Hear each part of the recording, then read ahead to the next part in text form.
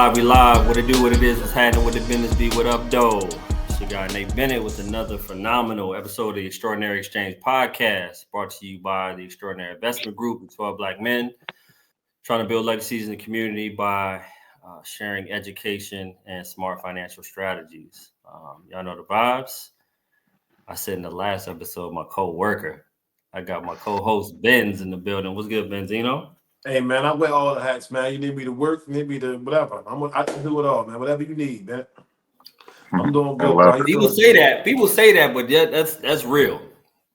I could probably put you in the Sahara Desert somewhere with a bottle of water. You're going to make your way out of that joint better off than most, y'all. Hey, man, I'm just a regular day from West Baltimore, man. That's all I can say, but hey. Okay. Let's provide people the value that we can give them, man. That's all I'm here for. For sure. And we got another extraordinary, phenomenal guest. I had the pleasure of meeting this brother not even a month ago, and we just connected. Thus his name, The Connector. We're at a building generational wealth expert. Shout out to the homie Randy, Real Estate Randy, who was on a previous episode. Y'all check that out. Yeah, another great guest. But he hosted this phenomenal expo in Southeast DC. Brought powerhouse speakers and all that to it. If y'all were there, then you know. But yeah, met Paul there. We just instantly connected. Real dude. Got to talk about marketing first and foremost. And then got to talking about AI, talking about life, talking about networking. And then damn near before we finished that conversation, we were like, yo, you got to be on our podcast, man. You know what I'm saying? So, but yeah, you from the DMV? Local DMV cat? Oh, yeah. I was born in DC. Raised in Maryland. And that's one of my reasons for going out and networking is meeting brothers like yourself. Just being able to share resources, exchange information. That's what it's really about. A lot of people go out and network and just trying to, get sales and business, but I'm really trying to build relationships, long term. For sure. See, y'all heard it here first, man. Y'all in store for a dope episode, man. But without further ado, again, the digital real estate developer. AI and automation solutions is in his wheelhouse. He's a connector. You'll see him throughout the DMV at random networking events. And yeah, y'all are gonna get some jewels out here today. But welcome to the podcast, Paul. Thank you, Brent. Appreciate you. Thanks for having me, brother. I really appreciate it. Yes, sir. So yeah, man, let's get into it. Just kind of give a brief synopsis. You already told folks you from the DMV here.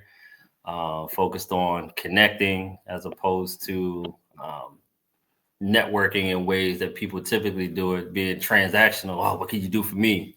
Mm-hmm. You know how those go. People, especially here in DC, in the DMV area, people always sizing you up, trying to like, oh man, what can I get from them? And you sense the energy, but yeah. But yeah, tell the folks, what it is that you do, man. Yeah, so just to give a little background, I'm a graduate from the Art Institute of Washington. I graduated in 2010. And, the day one, as soon as I graduated, I started my own LLC. I really wasn't looking to go into corporate. That could have been an option for me, but I always had an entrepreneurial spirit. So when I graduated, I started a graphic design and printing company.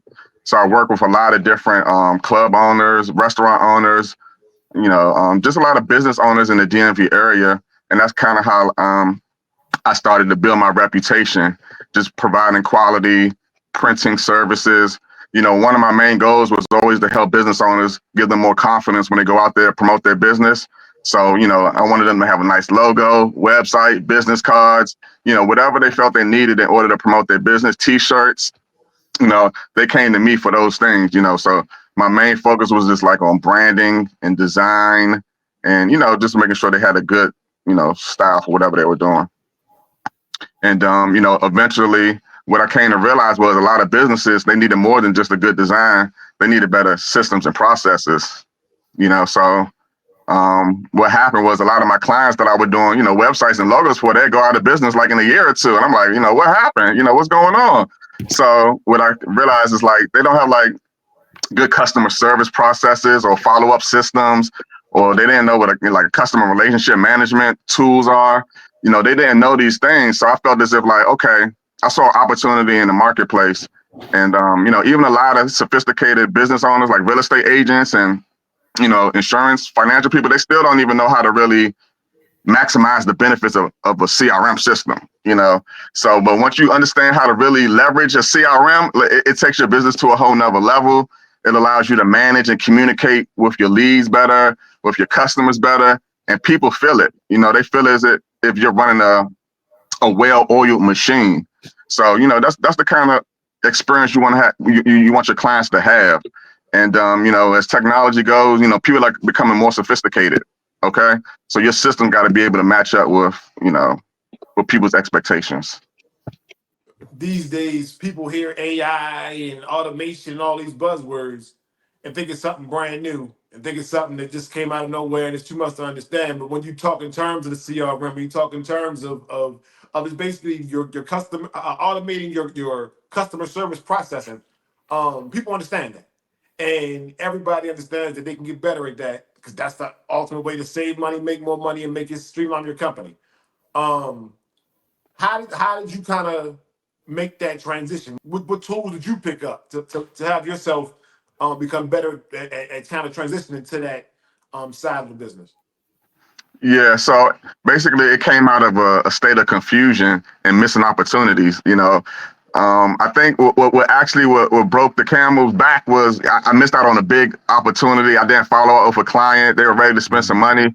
And by the time I followed up, they was like, I found somebody else, Paul. I'm like, oh, that hit me hard. That hit me hard. I was like, oh, okay. And I didn't. It wasn't like I followed up like a week later. It was like about like 3 days later. But still, it was just enough time for them to go find somebody else to do the job. You got to be on top of it. So at that moment, I started to look at different tools online and started to, figure out like what are the big businesses are doing in order to not lose so many opportunities. So I started to look up CRMs and, not even CRM, because I didn't even know what I always heard the buzzword CRM, and I stayed away from it. You know what I'm saying? Because it felt like it was like a extra job, something else I had to do. And I really didn't want to learn what a CRM was. But when I started to do some additional research and I understood like the power of it, I was like, oh, wow, I need this in my business. It's a tool that you need. It's something you can't do without. If you don't have it, then you're trying to manage all your communications through email, text messaging. You're on your phone. You losing communication. It's just a hassle. And I just got tired of losing opportunities. So I really just stopped everything I was doing for like about a month or two. Kind of like I ain't gonna say fired all my clients, but I just stepped away. I just stepped back for a while just to figure out a better system and process.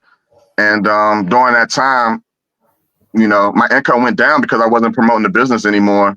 But then as soon as I started implementing that system, then everything starts to go back up again, so it was needed. Sometimes you got to go through these challenges in order for you to really come out strong on the other end. So yeah, that's how I got started with that.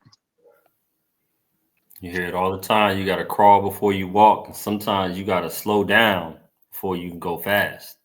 And that's exactly what you did. You know what I'm saying? You equipped yourself with more tools in your tool belt. So then when you did step off the porch again, you know what I'm saying? You were ready. You were equipped with what you needed to.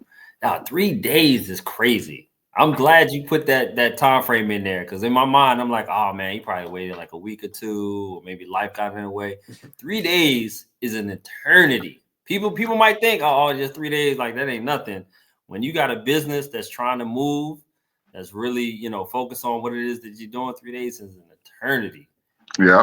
On that joint. That's crazy. I like that testimony, man. Appreciate you sharing that.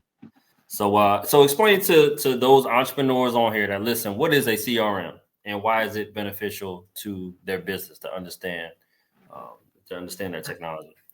So CRM is short for customer relationship management.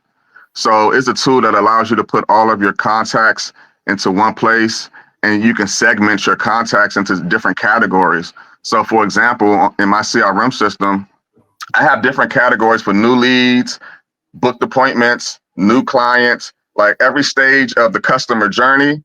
I have it segmented in my CRM system. And I also have it segmented by industry.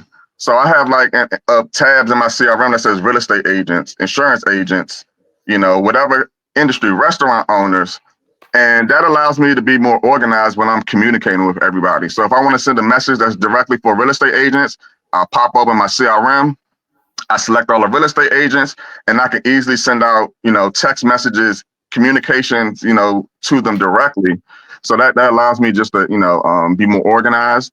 And when I'm communicating different messages to different groups of people, it's not getting mixed up.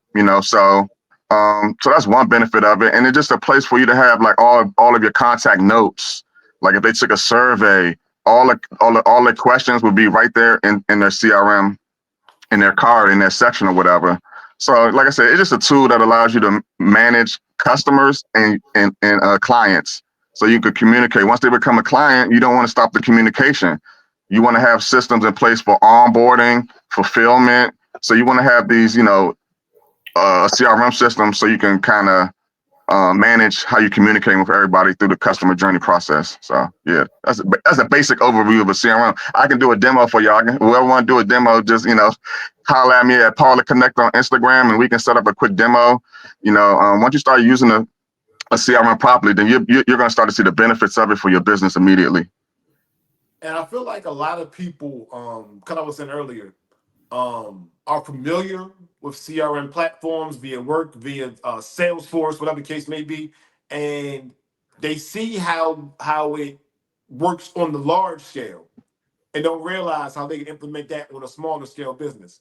Um, and I feel like that's the disconnect, is that everybody's seen it, whether you are being observant or you work with it every single day, but don't really realize, yes, this multi-billion-dollar company partner with these tech firms to build this platform. You can also do the same thing on your scale and automate your business the same way.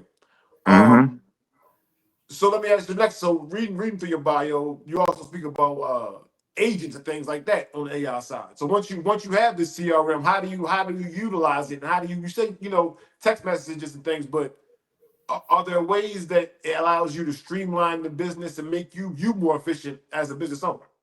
Yeah, so AI agents can communicate with, if you set it up properly, AI agents can tap into your CRM system and communicate what's going on. So for example, let's say you have a lead in the system, and they took one of your surveys.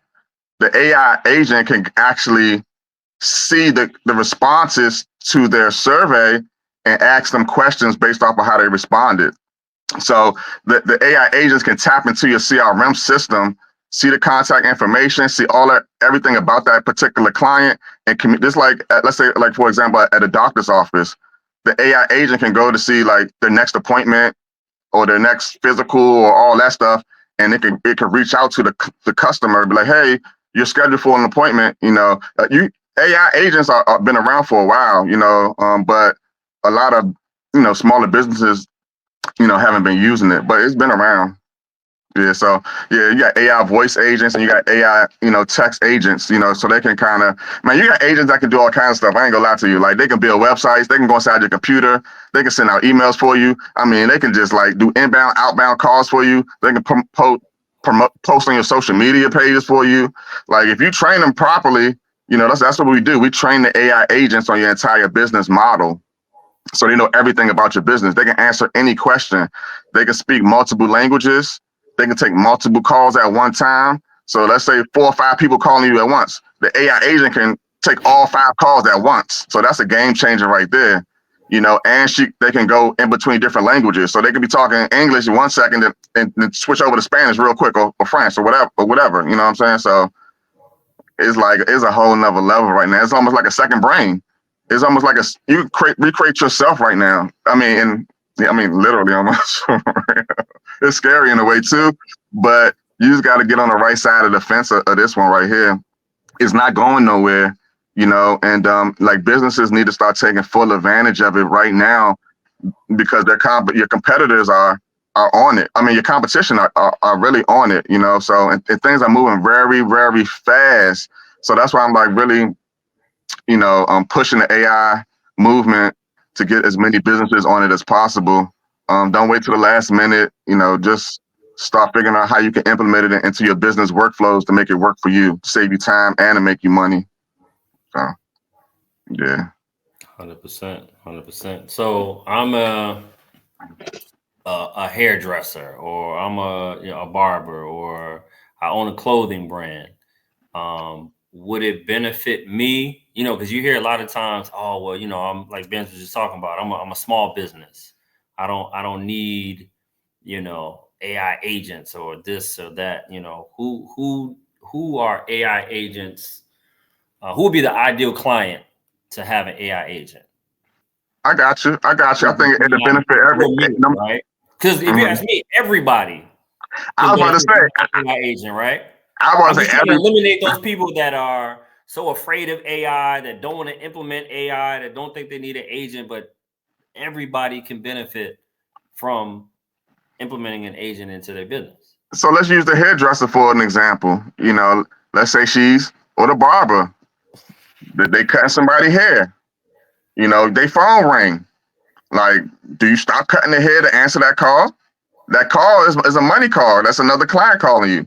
So instead of you stopping doing a haircut, let AI take the call. Let AI book the appointments on your calendar for you. Start putting better systems and processes in place for your business.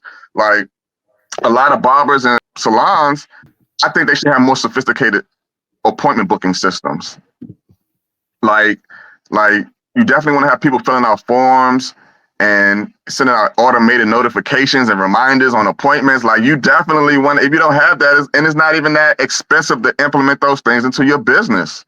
So to me, it's like you're missing out on a huge opportunity to really scale your business. So yeah, like you said, everybody can benefit from having an AI agent right now.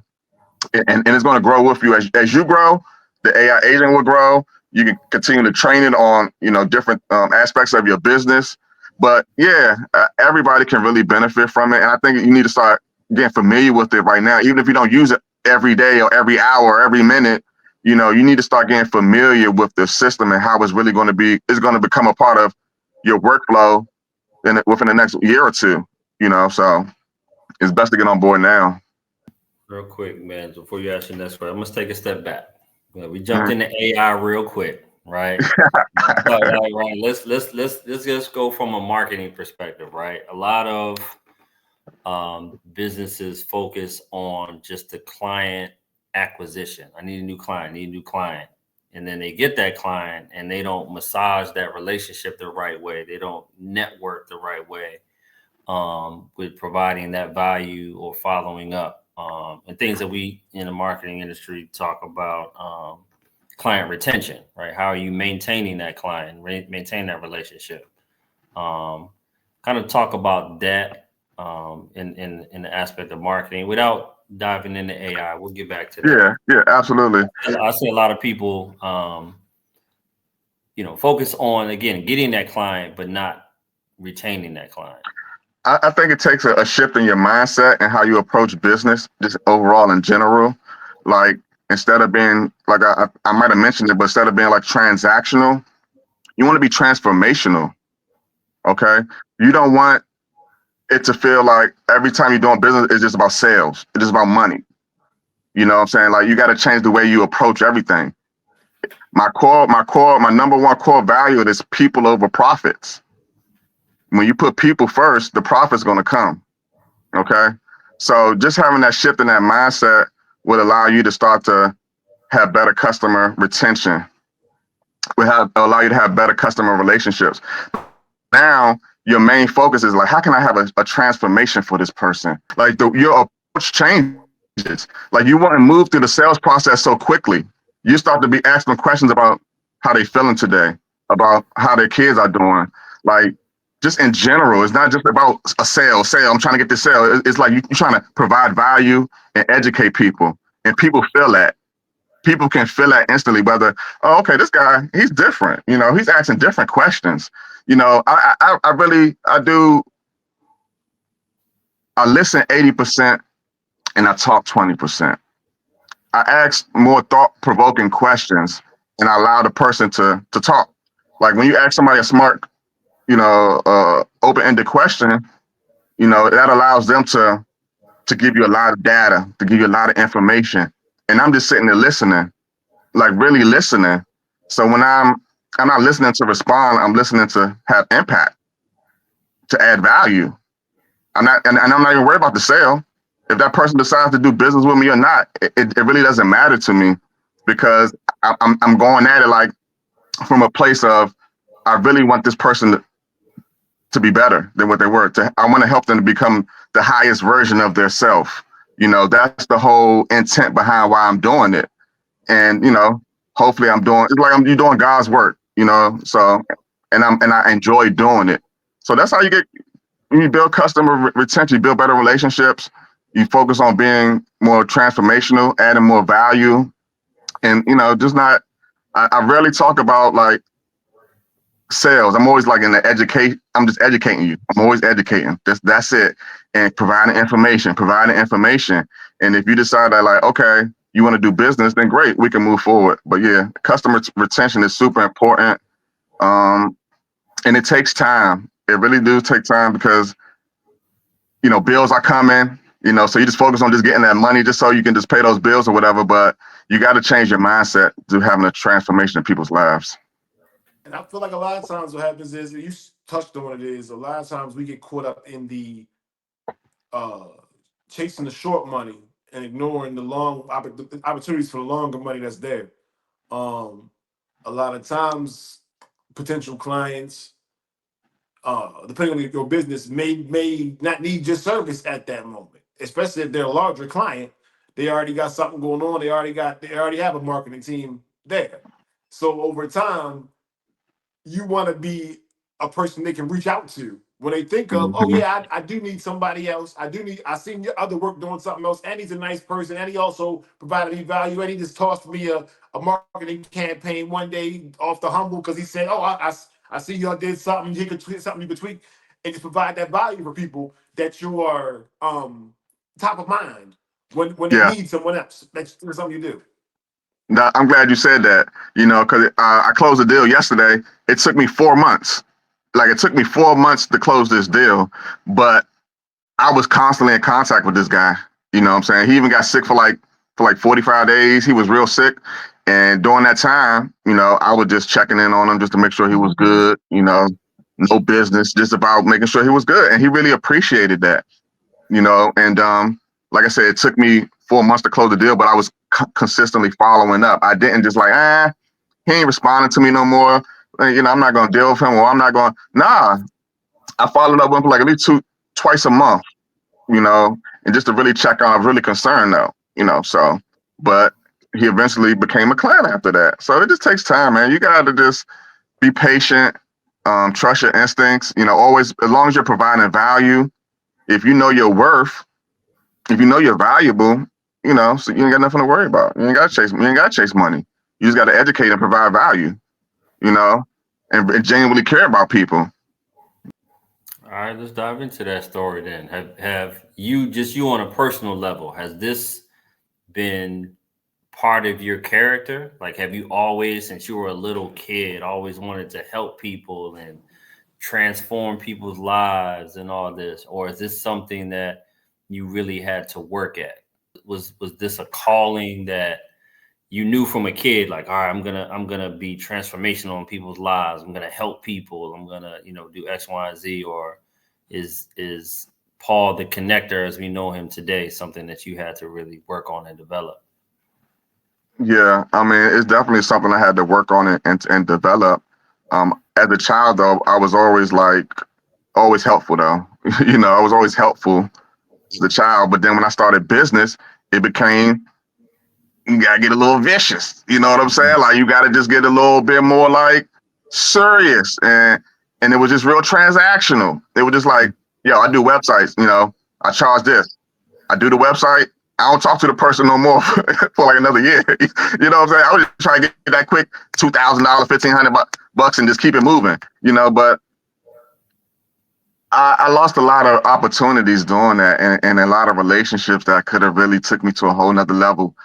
I could have been a lot further than what I am today if I would have really, you know, uh, nurtured those relationships a little bit better. But, it is what it is. It took me time to get there. a lot of disappointments, a lot of frustrations, a lot of entrepreneurship is not for the weak, so you're going to go through a lot of ups and downs. You just got to put yourself in a good environment, a good circle of people of influence, so you can always reach out to people to bring you back up, because things are going to happen. So like just having a good circle, wise council of advisors is very essential.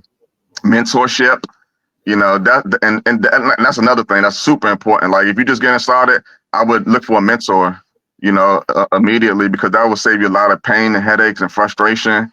And they allow you to scale your business a lot quicker because they've been through what you're currently going through, so they can immediately see it and provide you with a clear answer. So being a connector is a personality trait. There are certain people out here who are the hubs of multiple people.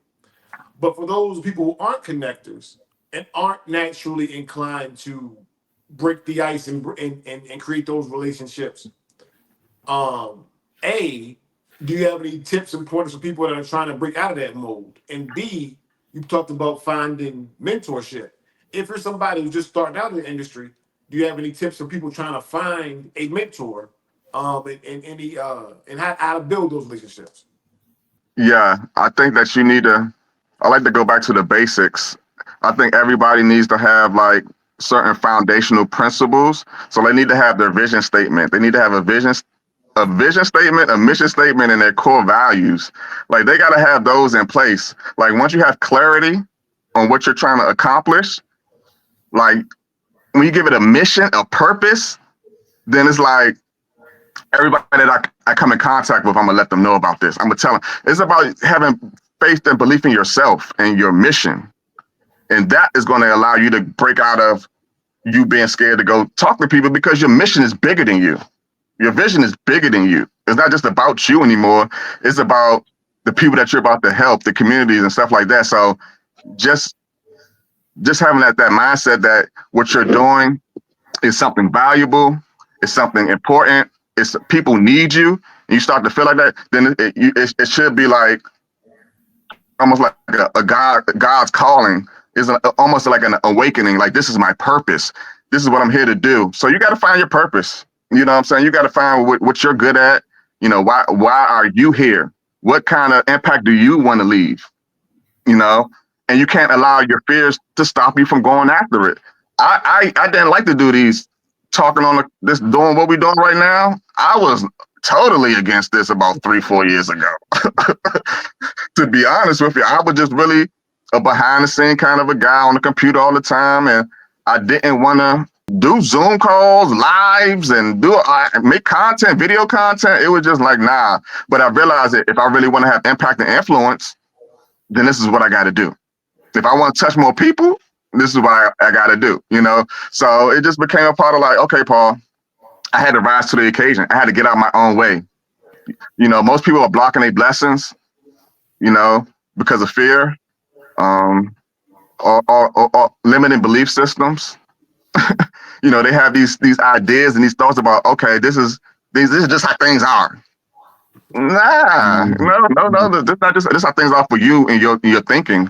So I try to get people out of there, out of their comfort zone. I try to challenge people. I challenge myself. I challenge myself to do this, right, and get on this call right now with you guys. I'm tired. I've been up since 5:30. You know what I'm saying? I ain't take, but I'm like, you know what? I've been trying to go to sleep around this time. But this is more important, because it's like, this is your mission, Paul. This is what you're called to do. Get out your way, no excuses. Let's make it happen. So, I mean, I hope that answered your question, but people just got to believe in themselves, get around a group of people that's going to encourage you and motivate you and inspire you. Like watching Nate videos, seeing his consistency, seeing his passion, that motivates me. You know what I'm saying? So, and that's how it should be. You know what I'm saying? Energy. He shine his light on me. I shine my light on him. We shine our light on everybody else. It's got to be positive. It's not like what you called out to do is something good. It's something great. So just believe in yourself. Follow your heart. No, 100%. And I want to say the a very important piece you said in there was about uh, knowing your vision, but a lot of people have their vision in their mind. Taking that vision that you have in your mind and be able to communicate it properly is the key. Uh, the old school used to talk about the elevator speech. Um, kind of been able to understand your vision and show your passion in your vision succinctly is very important. People get millions of billions of dollars of investment in their vision because they're able to communicate it properly. And I think that's a lot of times people's issue is I got this great idea in my mind, but they don't know how to properly communicate that idea succinctly so somebody else can receive it. So to get to that point, you got to practice. You got to go through it. You got to develop those statements, and over time, you'll become confident in it. But you gotta. It's a conscious effort to do so. Yeah, it's no shortcuts. I tell people all the time, when you try to take shortcuts, that's when you get cut. Taking too many shortcuts get you cut. You hear me? So, it takes time. You got to go through it, figure it out. Like, I like to do like seminars and conferences and read books on vision and mission and read like Steve Jobs and Apple, like read about their mission. Like, go and see what their vision was. You know what I'm saying? Like, do some homework and research on some of these other big companies that's out there because the information is there.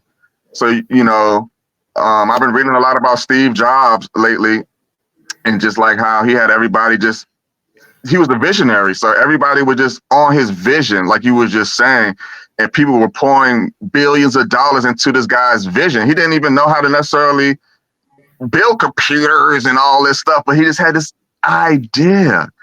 And he was able to communicate it, like you said, communicate it and articulate it in a way to get people on board. And we all can do that with our businesses because our ideas are just as big as Steve Jobs. So, but we just really gotta believe in ourselves and understand our value and our worth. But yeah, though, man, vision is seriously important, and that's why I like to go back to the basics before I jump into AI and automation with my clients. I go all the way back. I'm like, let's talk about your vision. Let's talk about your mission. Let's talk about your core values. Let's talk about your goals. Before we jump into automating your system, and like, I want to make sure you have those foundational principles before we start to jump into all this other stuff. Like, who's your target market? Like, what's your core messaging? You know what I'm saying? Like, if they can't answer those questions like that, I'm like, okay, let's slow down.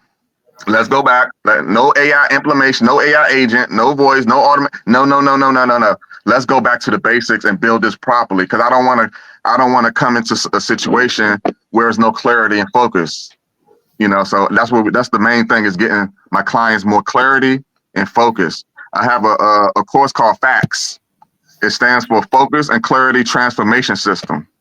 Okay. And it breaks down everything from mindset to messaging, the target market, to monetization, to media channels. Like, it breaks it down. I call it the 7 M's. Mindset is number one. Your mindset is number one. And the mindset is people over profits. Okay. That's the mindset that you need. That's the shift that needs to occur for all, in my opinion. You need to have an adjustment in how you're approaching your leads and how you're talking to clients and how you're building relationships and how you're communicating, And it takes time, like I said, and just me being around people like you and Nate, it brings it out faster and quicker. You know what I'm saying? Because I pick up on it, I see it, I'm like, oh, okay, and y'all give me confidence. Y'all, when I see y'all do it, I'm like, oh, I could do it too. And it's not like, it's never a envious thing or jealousy type of thing. It's like I'm always looking up. You know what I'm saying? I'm inspired by it. Some people get jealous by it or because they feel as if they can't do it. But if you took the same amount of time and effort that, that we do, then you could do the same thing as well. So I like to be optimistic and, just like I said, have good mentors and people around me. Facts in the 7 M's. I need to chop in with him just for those alone. Yeah, military background. I love a good acronym. So when you bust that joint out there, I was like, sheesh. I got frameworks. I think everybody should have their own framework as well. like no, whatever industry you should have, like especially if you're doing coaching and consulting, like you should have a framework that you walk people through, a framework that just gets results for just about anybody who follows these steps. So yeah, having a framework is definitely essential. Facts, focus and clarity, transformation system. I've been working on it for like a year, like the concepts and the ideas and the theories, but now I got it all in a digital format for people to be able to follow. So the first chapter will change you. The first section is going to change the way you do business. Yeah. So That joint sounds like it could be within your funnel system. it's coming. Right? It's The coming. facts or the 7 M's, right? Like, hey, get Mhm. this for free. Woo, woo, woo, woo, woo. Then, hey, that automatic. When you You're said right. that, I was like, oh man, what? And you haven't released it yet? That's an I have exclusive, it. right? Yeah, And then it's pull back exclusive. the curtain, and then you get, Paul the Connector 2.0. I'm gonna write Let me. that down. And that's another thing too. Being able to accept constructive criticism. Mm. I welcome that. I welcome constructive criticism. Feedback. Oh God. But From people who've been there, people who've I done it. Because everybody got an opinion. Everybody got some critique. It's got to be from a valued source, I though. wouldn't even say that, Benny. Give me all the critiques, even if it's a non-seasoned person.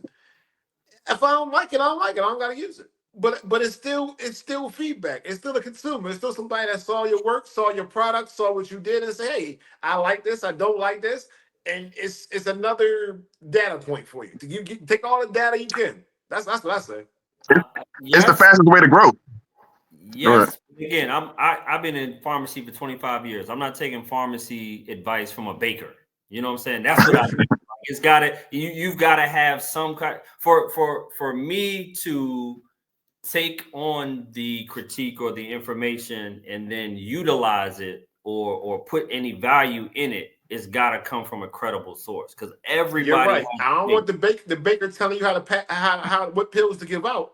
But if the baker man says, hey, if y'all alphabetize y'all line, maybe we can get through this a little faster. Because at the bakery, we put the bagels over here and the toast over here, shit work out better. It might be something there for you. Thanks. Yeah, I listen. I don't dismiss it from anybody. Like I might not listen to what you said, but Yeah, if a homeless guy be like, yo, Paul, like your wheels on your vid kind of dirty, you know what I'm saying? Like just because you're homeless, I ain't gonna dismiss what you got to say. I'm gonna go look at my wheels and be like, okay, the brother's right. Let me go ahead and clean my wheels. So it just depends, I feel what you're saying about the baker and stuff. I wouldn't take, like he said, I wouldn't oh take any pharmaceutical advice per se from the baker or what pills to take for this. I wouldn't take that kind of advice, but like that's why I said constructive. Like I hate when people give criticism without giving me a solution or without giving me some kind of. That means to me, I feel as if they hating when they criticize you without giving you a suggestion. Like every time I criticize some or give somebody feedback, I give them a suggestion too as well. I don't just criticize somebody, be like, I don't like the way that looks. Ben Huh? knows I'm exactly like, how. how can you make it better? How can I make it better? You know what I'm saying? Like, what can I do to make it better? Don't just say I don't like the way it looks. So but yeah, constructive criticism, I welcome it. Feedback is they do beta testing. They do beta testing with stuff to get the feedback, get all the kinks out, to make sure it's perfect before it really gets released to the public. They do beta testing, and we should do the same thing in our businesses as well too. Don't knock it till you rock it, right, man? Yeah. I don't. You said I don't. I don't. I don't like when youngins will shoot something down and not have something of value to add to it. Like, if not this, then what? You can't just say Mm. no, not this. You got to say, all right, no, let's do this instead. You were talking about getting down to the basics, learning your mission statement, and all that good stuff. And it reminded and getting uncomfortable. It reminded me of my pops. I remember always as a young man looking at primarily preachers and people in church and wondering like, man, I want to do that. Like, how did they get so good at saying these prayers, right? Oh man, you're doing X, Y, and Z, and this and that, and they articulate so much and it flows. I'm like, man, do they remember these? Or are they freestyling the joints? Like, I used to be in my head about this. I had my dad like, yo, how do I do that? Because it was a decent prayer. And you know, as parents, sometimes we just tell. I don't know if he really thought this at the time or not, or if he was just trying to give me some kind of value. But he was like, it's like a muscle. You and your friends now, y'all talk to each other on the phone. I hear y'all in there talking for hours about nothing, and y'all just flowing, right? And he's like, the more you do it, the better you get at it. So the more you talk to God, the better you'll get at praying, right? And I took that to heart, right? That like, he don't know this, but like that right there, it's not rocket science. It was just boom, do it consistently, you get better. Go to networking events consistently, you'll get better at it.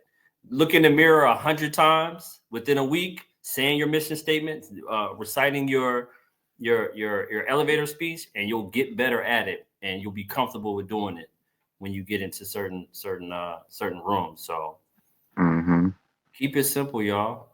Keep it simple. Like people are afraid to do the little things in the beginning that's gonna make a difference in the end. Like me, if you would have told 5-year-old me that I'd be talking publicly on a podcast, going on the news, being comfortable just having conversations with people, I was incredibly shy as a kid. But that's why I asked you earlier, was this something that you've always been, or did you develop that? I had to develop myself into this outwardly vocal person. Like stupid shy. You couldn't find someone that was shyer than me. And I'm gonna roll it out one more step further on two sides. On the first thing you said was practice that speech, get in the room, because once you get in that room, you get yourself in enough rooms with a passionate enough speech and vision, you're going to get the results that you want. I'll put it that way. That equation is very simple. The timeline it may take for you varies, but if you get yourself in enough of the right rooms with a passionate enough vision, it'll work out for you. It's just that simple. Now, Go ahead. No, go ahead, flow. Keep on going. I will say this is here. So what you're talking about, Bennett? Yes, everybody should work on it. Should practice and become the best they craft they can, and become as most self-confident as they can be. But for some folks, it's a struggle. And for those folks, you may have to align yourself with a person that is a connector who does that work for you, who works with you, who also is aligned with your vision. We can't always be the best at everything ourselves. Sometimes the vision guy is not the social person, but you have to have a connector around you to do that. And so, don't be afraid to collab with those people that can make those connections for you as well. I appreciate you too, fam. You talking about himself. Yeah, man. Teamwork makes the dream work, man. You know, you need a solid team around. You can't do everything yourself. That's another thing. We talk about leverage in business. You gotta be able to leverage technology, other people's time and talent, like and money, of course. You know, but you got to start leveraging these things in order for you to maximize the results you're looking for. Like you can't do everything on yourself. It's a recipe for disaster. Just trying to do everything yourself in your business, or you feel as if I can't afford to bring nobody in to help me. You can't afford not to. Like for real, because if you really think about it, like you didn't come in business to create a job for yourself.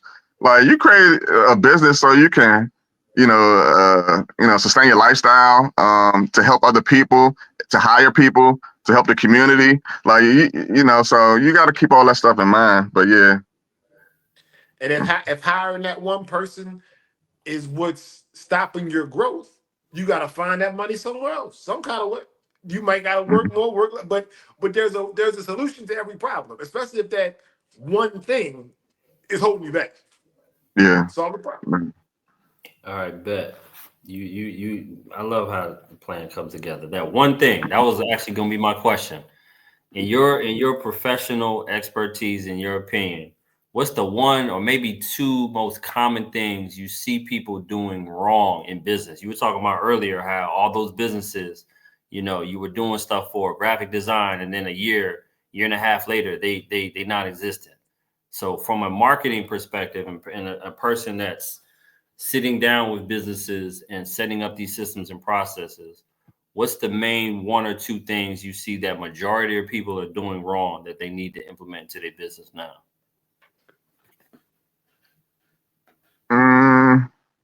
I would possibly say like the people who go out of business fast is that they got into business for the wrong reasons. If you get into business just to make money and pay bills, then you're going to quit and go to something else when it's not working. When the things start to not work how you think they should be working, you're going to try to go to the next idea. So you really got into business to make money. When things got slow, you felt as if it's a bad business. So I'm gonna stop doing something else. They weren't really passionate about it. It didn't really move them. It wasn't really a mission of theirs. So when things got tough, they decided to quit and start something else or go back and go get a job. So and I think so that's one reason, and just not being around the right people, not having mentorship or guidance. Like, because there's really no playbook for business, so you kind of need some type of guidance. What the stats say, 90% of businesses don't make it, something like that. It's a crazy high number. So like I said, I think people start the business for the wrong reasons, and they don't have good mentorship or guidance to help them through the difficult times. So I would say that. And that's needed. You need somebody that's that's been through the wars before you. That's going to kind of navigate the ship and let you know and kind of foresee all the downfalls and things that happen in that particular industry. To that point, so say I'm out here, small business. What services do you personally offer to help grow that small business? Why would somebody want to tap in with you and get your assistance on the marketing side or whatever? Why would somebody tap in for you and get your assistance with those type of things? Because I don't believe I can help everybody, and the people that I do speak to, I believe I can help them. I ask them about their goals, and I ask them about what they're trying to accomplish, like within the next 6 months to a year. If they say something and I feel as if I can't help, I'm gonna be honest. Like, I'm sorry. I might can refer you to somebody else, or I don't think I'm the right person for that particular job. So you work with me because I'm gonna be honest. I'm gonna let you know, like, that goal. And I tell people straight up, if I ask them what's your monthly goal, and they tell me like something like, $5,000, I'm like, it's too low. It's too low. I can't work with you. It's not, your goal has to be higher. You got to be trying to hit 20, 30, 40, 50 racks a month, and right now you stuck at like 10, 15, and you trying to get to 30, 40. I can come in and help you get to that 30 or 40. Especially if you got a little, I like to work with people who got a little bit of motion. They got a little bit of motion, and they just need that extra, that Paul's magic touch to throw on top of what you're doing already. I really try not to come in at the very beginning, because it takes a lot. They got to get through that's why I created the course, the 7M framework. Like, if you're not ready to do business with me, go ahead and take the course. You know what I'm saying? And go through this, and then hopefully this can help you to be able to afford somebody like me. But yeah, I'll be honest. Like I said, at this point, I choose my clients. I get to choose who I work with. You understand what I'm saying? And I stay away from the stressful clients. I stay away from the stressful ones, and they identify. They show you who they are very fast. Like you can't let money be the driving factor in business. If you allow that, then you're gonna be you're gonna let people be taking advantage of you all the time. Mm-hmm. You know what I'm saying? So like, you gotta just like understand. Like the $500 clients give me more headache than the $5,000 clients. 100%. You know what I'm saying? Because the $500 client, it was probably their last 500. Now they calling me, yo, Paul, did you get that done? I'm like, like, you only spent $5. Like, relax. I'm gonna get it done, but they think you're gonna do it super fast. It's too stressful, and I try to stay away from that. You know, the $5,000 client, he spent more money. He trusts you. He's more patient. You know, you know, and the people spending money, they want a valuable return. So they looking at it as like, okay, I'm spending this money with the guy. I'm looking for something, a big return, you know, on my investment. And they kind of let you do what you do in order to get that result. So I had to raise my price. I tell people all the time, raise your prices, raise your prices, raise your prices. You know, but offer more value. Don't just raise your prices just to be raising your prices now. Like you should be offering 10 times more value. If they spend $1,000 with you, you should be giving them $10,000 worth of value. Okay. Okay. So my goal with everybody is to help them to and at least to be making some money when they come into my system. Like I'm trying to help them make more money in the next 30 to 60 days than they did last month. That's always the goal.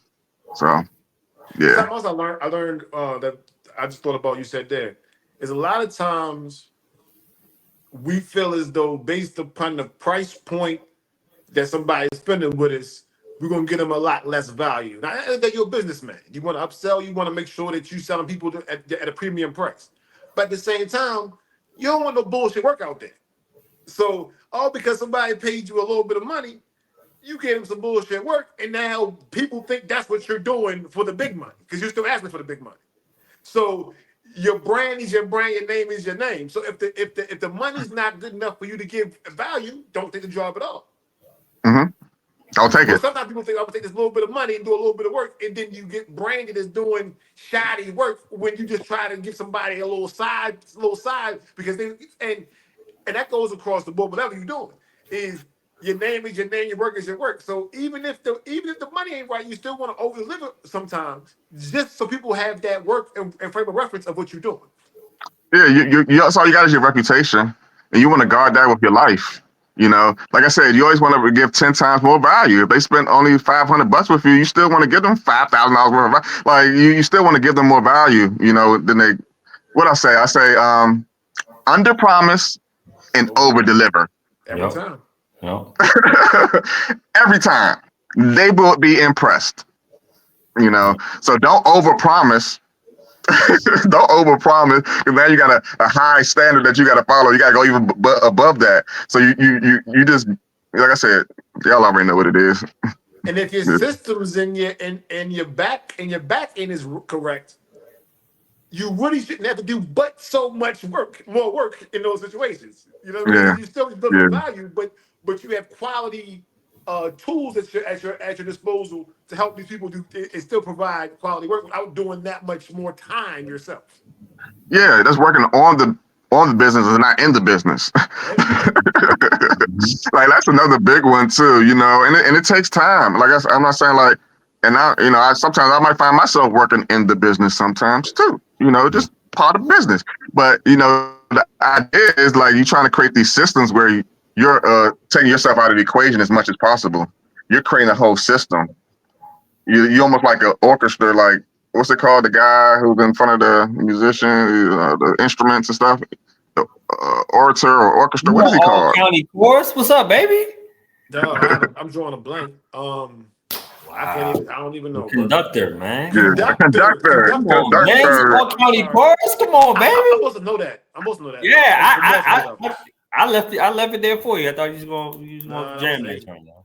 Yeah, the conductor. So I'd, you I'd, know. I'd have failed that cash cab, Bennett. My fault. Uh, hey, but if I needed someone else in that cash cab for 20 other questions, dog, I'm picking you, yo. I'd have failed that. That's what's up. That's what's up.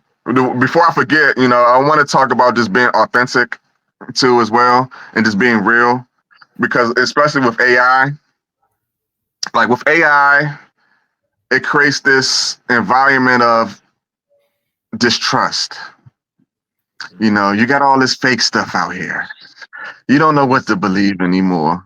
So your superpower becomes your face card, like in real life. I call it IRL, in real life situations. Okay. So now you need to put yourself in more in real life situations, more environments where you face to face with people, because it ain't no denying that. Like, this ain't AI in your face. This is me. You understand what I'm saying? So now it's a time for us to work on our soft skills. And soft skills are skills just like when you walk in a room, not only to smile, know how to greet people, soft skills, you know what I'm saying? Not nothing hard, like technical, but just the basic doing business with people, how to make them feel good. So now that's what most business owners need to be focusing on now is in real life situations, going to more events, because right now people are online, they just not sure. If they're talking to a avatar or a clone or what's going on, you can't believe nothing you're seeing on the internet no more. So now you got to be more authentic. So being authentic requires you to have a sense of vulnerability. You want to have to be vulnerable so you can be more relatable. When you're vulnerable, you may have to reveal stuff about yourself you may be uncomfortable with. But when you do that, that's allowing you to connect better with people who they've been through similar situations. Like be yourself, like be authentic, like tell the bad stories too. Like tell the failures too. Like people can connect with real. Being authentic is super important. Like get more comfortable in your skin and who you are. Just always be improving, studying, learning, and you're gonna be good. Be authentic. Keep it real. Most of our failures, most of our self insecurities, the other person you talking to got something similar going on, got a similar story as well. And that's the part that we don't realize. No matter how successful they got a similar story, a similar insecurity. Somebody else they dealt with it, or somebody else they know dealt with it. So it's not nothing's too outside the box. And most Mm-hmm. times people will appreciate you confronting being yourself with it. They're gonna love you for being you or hate you for being you. But either way, you're gonna be you. Yeah, that's real. As much as we appreciate the convenience of online connections and virtual stuff, we've all been in situations where we call customer service and we yelling through the joint, customer service representative, because we want somebody real to talk to. We don't want to speak to no bot. We don't want to speak to no one on the other side of the world where there's a language barrier. You know what I'm saying? Like we want real life connections. And the more you can provide those IRL moments, like Paul the Connector said, the more you'll be able to connect, the more you'll be able to be transformational and leave that lasting impact that you're trying to leave, man. I remember when I was in network marketing, just tell a story right quick. They have these third party like validation, like you get somebody else on the phone or whatever, you edify them and have them pretty much tell the same information that you gave to them, but because it's someone else that you edified, it goes a long way. I remember one of my boys was on there. He had a lot going on in the background, and he's cussing, and he's this and that. And I didn't. Aaron Whittier is his name. I'm gonna shout Aaron out on this joint. I've seen Aaron talk to millionaires, CEOs, like just be so profound with how he was talking. But in that moment, he wasn't being fake. He wasn't being inauthentic, but he met the person where they was, right? And I hear Aaron just start cussing. Yeah, man, I know what the fuck you mean, man. Yeah, woo, woo. And I learned so much through that one call. Just like, wow, I just seen Aaron just nail one of the best business calls I ever heard. But it was so down to earth. It was real. It was just basic. You know what I'm saying? For lack of a better term. But I remember that joint like it was yesterday. So again, back to the authenticity piece, the being real piece. You don't got to try to recreate the wheel, try to, you can mimic things from people's game. You can see, all right, he got a nice in and out cross, or he has a dope fadeaway. Kobe took Jordan and elevated that to the next one, but still be in your authentic voice, right? Yeah, it's not easy. Like I said, because it requires you to have a sense of vulnerability. You have to reveal and talk about some things that you might be uncomfortable with, and that's a part of being authentic and being real and trying to connect. Like that's the biggest thing. Like I say, marketing is cool, but connecting is better. You know, and that's what it's really all about. Your marketing is trying to get a message out to a certain target group of people. But when you kind of deepen that a little, go to the next level, you're really trying to connect with people and build a deeper relationship with them. So, that's when like connecting becomes more important than marketing. And the connection's a full circle because at the end of the day, to get that sale, they got to come back to you. You know what I mean? So it's all you feed into them, and hopefully they feed back into your business, and whatever the case may be. Yeah. Before we end, I just want to give y'all some quick AI tools Okay. that I think, everybody should be using. So y'all Okay. want to get y'all pen and paper out real fast. I'm about to just give y'all I'm gonna give y'all three. I'm gonna give y'all three dope AI tools y'all need to be using right now. So one of them is, have y'all ever heard of Manus AI? No. So check that one out, Manus AI. So that one is like an AI agent where it can do certain tasks for you. It can build like website, apps, different kind of documents for your business. I mean, all kinds of tools. Like Manus AI is on a whole nother level. So I would recommend y'all look into that to see if it could benefit your business. Also another one is I'm not gonna give y'all the most popular ones like ChatGTP and Claude and Gemini. Most people know about those. So I'm just giving the ones that's kind of like underrated. So I said Manus Notebook LM. Notebook LM is a Google product. So Notebook LM allows you to feed it all kinds of data, PDFs, videos, audio files. Like you can feed it all kinds of information, and then it creates different kind of documents, like video documents or audio documents. So it'll take all the files that you put into the system and it'll summarize it in like a podcast format, or you can create timelines, or you can create mind maps. Like it's super cool. So Notebook LM, Okay. that's a Google product, and then Napkin AI. So that's a good tool for creating like graphs, charts, visual stuff. So you can give it like something like, oh, these are my top 10 tips for this. So then Napkin will take those top 10 tips and create different like diagrams and it'll make all your frameworks look more visually pleasing. Okay. Yeah. So those are three I'm gonna give y'all today. And I got a lot more. I spend over $1,000 every month just on AI tools, just to Yeah. give y'all some references. But it's helping me run my business and operate things that like never before. Some things that would take me weeks to do take me hours. That napkin AI joint, say I'm a business owner and I give it some of my statistics, right? Of who's landing on my webpage or give funnel information. You could be able to give it that and then give you visuals. Yes. That's what's up. Yes. Yeah, and it's super cool, super fast, and it gives you like a variety of options to choose from. So it might give you like a infograph or a bar graph or like a wireframe, or it'll give you all kinds of different visuals, and you can kind of pick and choose which one you like best. You just download it, and then you can easily just share it as a piece of content on your social media pages. You can make a video explaining it. So only thing you got to do is once it creates the diagram or the chart, now you just make a video talking about it. Hey, this is a chart explaining my 3-4 step process. It's super fast. Usually you would have had to, reach out to like a graphic designer to create stuff like this. And then the Man. designer is going to take weeks to get it, days or weeks to get it back to you.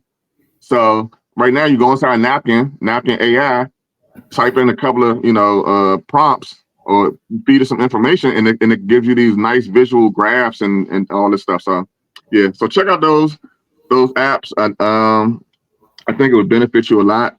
And yeah, Hey man, thank you for the gems. I'm gonna check them out tonight. yeah, Yeah. check them out. Check them out. Give me a call. Text me. Hold on. My number 240-353. Matter of fact, yeah, 353-2929. That's my direct line right there. Yes, sir. Yeah, I text me. Let me know appreciate what it. you think. You don't know how many people listen to this podcast. Though. You about to have everybody hitting your cell, dog. Hey, that's what I'm trying to do. That's the purpose.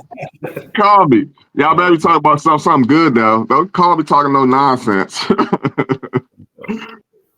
Random dense fact that Mike Jones phone number was his real phone number for a while. Like people really called him. Like when Yeah, it Oh, I was. know. It was. the 8004. Mike. Yeah, that was his real number. Like they just Yeah. really called him. Like, yo, Mike Jones, what up? Smart marketing. About marketing. So it Yeah. So, works. that's another thing. Using your imagination. Using your imagination and your creativity more. Like sometimes as adults, we get older and we stop using this. Our imagination and being creative. Like you can create so many different like deals, like options and scenarios, but you just gotta use your imagination. You know what I'm saying? Think outside of the box. Be more creative. Don't be Don't afraid. be afraid to try new things. Yep, that's all I got. Hey man, well, it's been a This pleasure, this man. We making get a easy. lot of This making jewels. easy go for a whole another hour, dog. I already know. Already know. Hopefully, y'all got as much value as I did. I didn't sit here and took notes. I'm learning my damn self. That's how it's But supposed to look, be. man, That's how it's supposed to absolutely. be, man. The best leadership advice I got from a leader of mine, this colonel in the army. I would always ask people like, who is your mentor? What did they teach you, or whatever. And I asked him, and he didn't have an answer at the moment. He was like, "Well, let's schedule some time to have some coffee, and I'll sit down and I'll have an answer for you." One, that was impactful to me because I was like, "All right, he ain't just going like just trying to tell me some bullshit to switch me away." He still owes me that coffee too. By the way, this is years ago, but he said I learned something from everybody. Right, the people that are above me. You know what I'm saying? So my leadership, the 1-star, 2-star, 3-star generals down to the janitor, right? I'm not bigger or smaller than any of those people, and I'm learning from them all. So like you said, constantly learning. I'm glad you said that because that reminds me of a quote, in business, like you gotta respect everybody. I can't remember the exact quote, but it's about the CEO and the janitor. You know what I'm Mm-hmm. saying? Like being able just to I think it was about respect. It was about respect for being able to do every job or something like that. But you got to Yeah. be able to treat everybody with respect. So no matter if they're the CEO or they're the janitor, you got to have respect because you never know who can help you or who, might be able to, provide you with some information of value.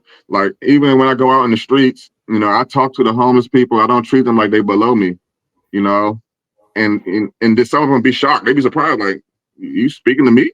I'm like, Mm-hmm. yeah, you're a human being, you're a person too. So, like I said, it all goes back to people over profits and just caring more and just being a real human being. We all got problems.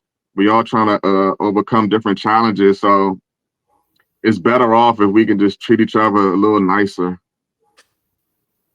Y'all heard it here first. Paul the Connector. We appreciate you taking the time out to drop these gems, leave us with notes. You're officially extraordinarily adjacent.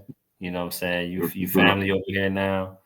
And yeah, anything you need from me or Benz or the fellas in the group, hit us up, let us know, and vice versa, fam. We appreciate you.